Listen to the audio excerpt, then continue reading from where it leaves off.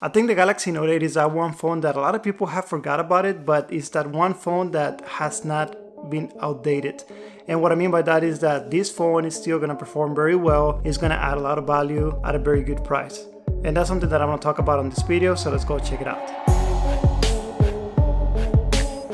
Welcome back to your channel, and if you're new, consider subscribing. We're always making videos about the Galaxy Note phones. If you guys are not very familiar with what we do here, I've been checking out the Galaxy Note 4, Note 5, Note 8, Note 9, and very soon the Galaxy Note 10. So I used the Galaxy Note 8 earlier in the year, and I've been using it this past couple of weeks just to see how well it's performing. And I gotta tell you, I'm pretty impressed. The Galaxy Note 8 is gonna cost you around $600, $700 new in a box. And that's gonna vary depending on where you check, when you check, Amazon, Samsung site. But if you don't wanna spend a lot of money on this phone, and if you wanna pick it up used in good conditions, you can pick it up for around $350, less than $400. I'm not gonna go into details, but buying a used phone, you just have to take precautions, making sure the phone is not stolen, they don't owe any money on the phone, and something we can talk about on another video, or we can talk about in the comments. One thing that I'm very impressed about this phone is the performance.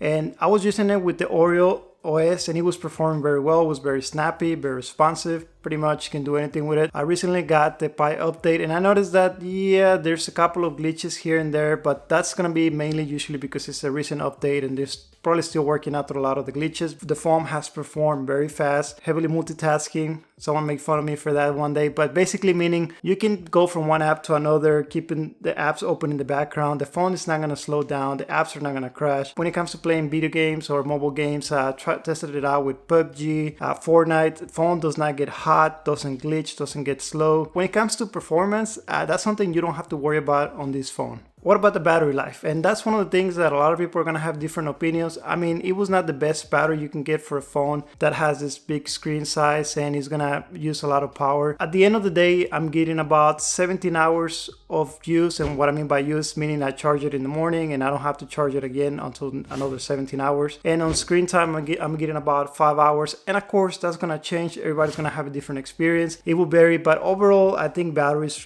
still pretty good on this phone. Now, one thing to keep in mind is that it does not have a removable battery, so if you do buy a used phone, the battery may not perform as well as it was when it was out of the box. If you do have to pay someone to replace the battery, it can cost you between around $80 depending on where and when you check, so that's something just to keep in mind. And of course, not to forget, the one thing that makes this phone special is the S Pen. And I gotta tell you, using the Note 4, Note 5, Note 8, Note 9, S Pen doesn't change a lot. The only thing that you're gonna miss out on this from the Note 9 is that you do not have the Bluetooth capabilities where you can control the camera and other options through the pen. But overall, I mean, honestly, those features I don't use a lot. And once you start using an S Pen, you just basically won't look at a phone the same way, especially if you learn to use it and you actually take advantage of all the capabilities like taking quick screenshots, being able to copy, paste, edit pictures, and a lot of things, taking notes, that once you learn those features, like, you don't look at a mobile phone the same way. When it comes to the camera, I mean, a lot of people are gonna have different opinions. If you are not like into photography, or you don't have to have the best camera, this phone is gonna outperform. It's gonna give you very good picture quality, very good video quality. Now, when it comes to low light scenarios, like if you take pictures at night when there's not a lot of light, the pictures may not be as great. And when I say great, because the standard has pretty much had gone up with the newer phones that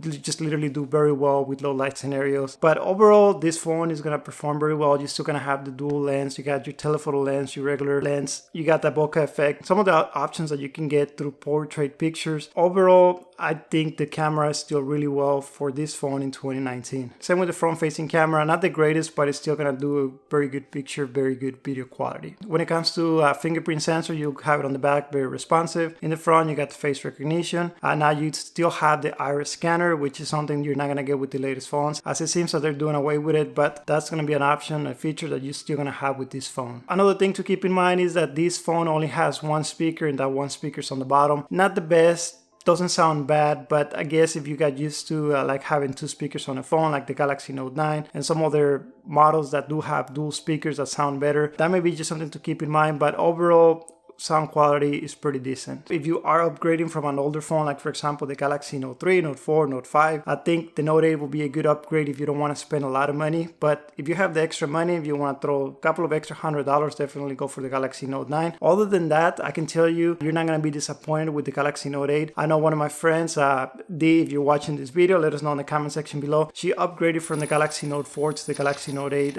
this year or last year, not too long ago, and she was pretty satisfied with the phone. Thank you for watching. Don't forget to smash the like button if you enjoyed this content, and I'll see you on the next one.